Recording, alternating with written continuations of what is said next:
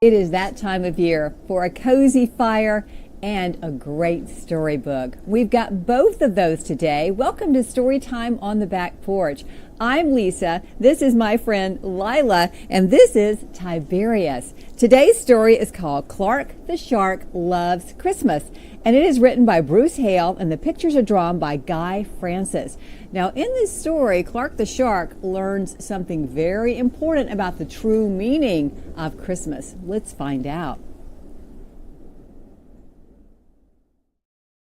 It was Christmas time at Theodore Roosterfish Elementary, and all the fish were in a flurry. But no one was more excited than Clark the Shark. "Christmas rocks!" Clark yelled. "I love the decorations, and the cookies are even better," he cried. "But the caroling is the best," he yodeled. "Fa la la la la." "Cool your jets, Clark," said his friend Joey Mackerel. "The best part of Christmas isn't munching and crunching and singing too loud." "What do you mean?" asked Clark. "It's hard to explain," said Joey.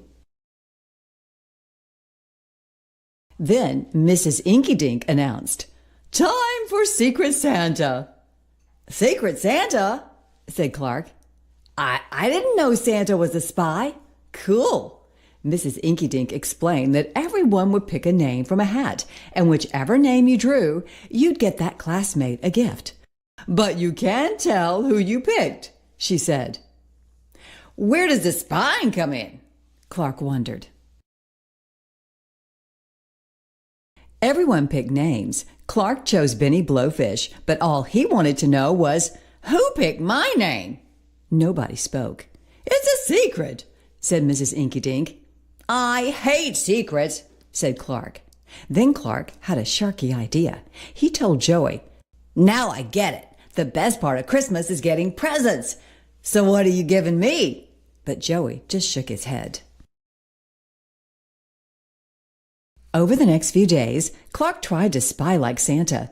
He peeked into his classmate's desk to figure out who had his present, but all he found was a shell, a sand dollar, and an old peanut butter and jelly sandwich. He tried to trick his friends with rhymes like, "Every fire has a spark, and I bought a gift, and it's for..."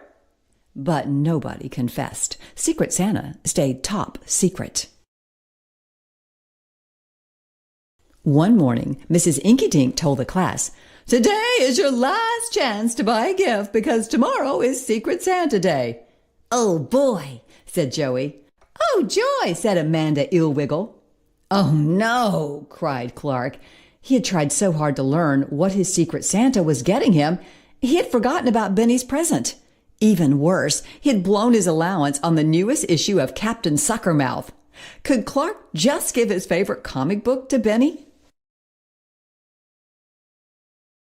The next morning, everyone placed their presents around the class Christmas tree. There were big gifts and small gifts, lumpy gifts and thumpy gifts. But which one was Clark's? One by one, kids claimed their presents. "A hula hoop," said Amanda. "Perfect. I love to wiggle." "A baseball cap," said Billy Ray Ray. "Someone really knows me." "Sucks," said Sid the Squid. "Thank you, Secret Santa." Clark looked around at his smiling classmates with their perfect gifts, and his tummy gave a twinge.